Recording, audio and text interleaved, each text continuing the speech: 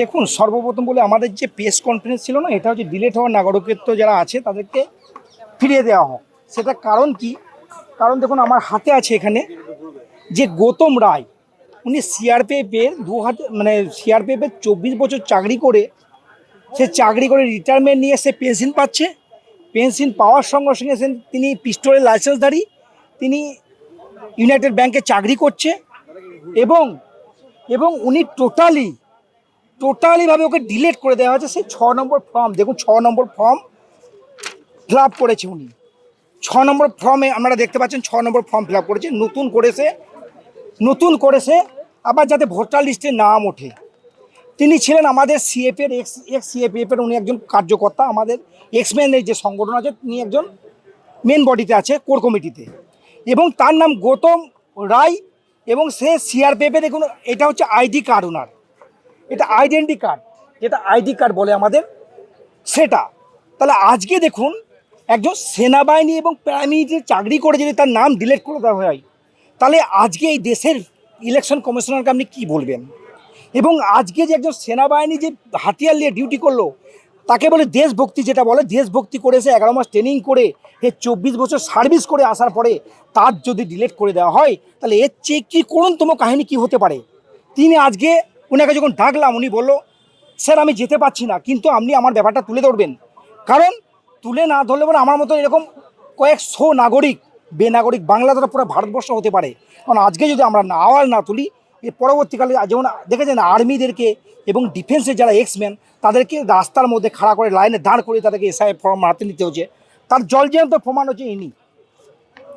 কারণ ইনি চাকরি করছে, পিস্তলের লাইসেন্স আছে, তার নাম ডিলেট করে দিয়ে যদি হতে পারে, তাহলে আজকে আমার নাম ডিলেট হতে পারে, তাহলে সাধারণ মানুষকে তো ডিলেট হওয়ার কোনো ব্যাপারে নেই। এখানে দেখছেন ইলেকশন কমিশনার যে ভূমিকায় কাজ করছে, আজকে রাজনীতির ভূমিকায় কাজ করছে। আমি কোনো রাজনীতির কথা এখানে বলবো না, কারণ আমি কোনো রাজনীতির কোনো লোক নয়। কারণ একজন ভারতবর্ষের প্রাক্তন কমান্ডো হিসেবে আমি যেটুকু মনে করি, যদি আমাদের সেনাবাহিনী তথা আমাদের প্যারামিলিটারি জওয়ানদের উপরে এরকম হতে পারে, তো সাধারণ মানুষের কী হতে পারে?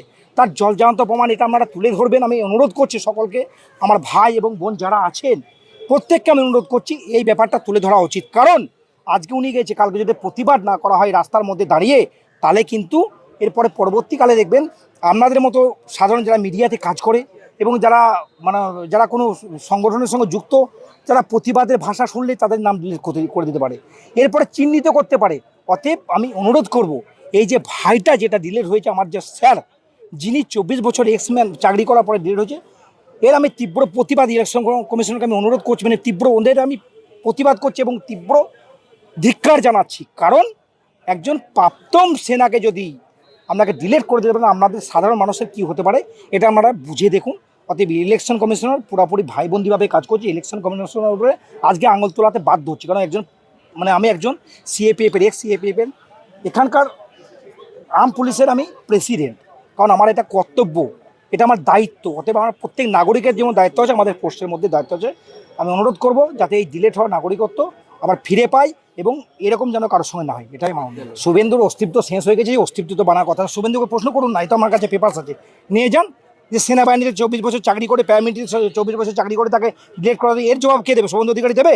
অতএব এই ধরনের এই রাজনীতির কথাবার্তা শুভেন্দু অধিকারী বলে নিজের অস্তিত্বকে টিকিয়ে রাখার জন্য, এটা কোনো ভূমিকা আমি মনে করি না। কারণ অ্যাকচুয়ালি বলতে গেলে শুভেন্দু অধিকারী পুরো রাজনীতির রুটি শেখা যাচ্ছে, কিন্তু আমাদের সাধারণ নাগরিক দেখুন, নাগরিক তথা ফৌজিতে 24 বছর চাকরি করেছে, তার নাগরিকত্ব চলে যায়, তাকে যদি ইলেকশন কমিশনার যদি ডিলিট করে দেয়, এর চেয়ে দুঃখজনক ঘটনা কী হতে পারে? শুভেন্দু অধিকারীকে প্রশ্ন করুন আপনারা, কেন প্রশ্ন করবেন না? সে যে কোনো পার্টির নেতা হোক না কেন, সত্যিটা সত্যি। অতএব যেটা হয়েছে সেটাই আমি তুলে ধরেছি এবং আমাদের এক্স সিএপিএফের উনি একজন কোর কমিটির মেম্বার, তাকেও তাকে সরিয়ে দিয়েছে। ওই এক্সম্যানদেরও সেই ভূমিকা। আজকে তারা দেশ সেবার কথা বলে, এই শুভেন্দু অধিকারী মহাশয় এবং বড় বড় রাজনীতির নেতারা দেশভক্তির কথা বলে।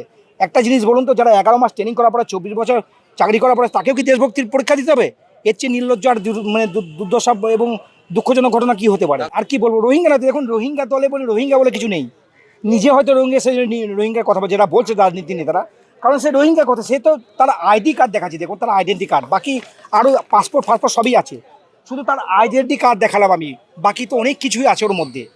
টোটাল পেপার আছে আমার কাছে, উনি টোটাল পেপার পাঠিয়েছে, কারণ উনি আসতে পারেনি, প্রেজেন্ট হতে পারেনি, সেই জন্য বলে স্যার আপনি একটু তুলে ধরবেন, কারণ আজকে যদি তুলে না ধরেন পরবর্তীকালে ওর একটা ভয়ানক পরিস্থিতি হতে পারে, সেই জন্য আমি আজকে তুলে ধরছি আমাদের ভাই এবং বোন এবং প্রত্যেকের সামনে আমি।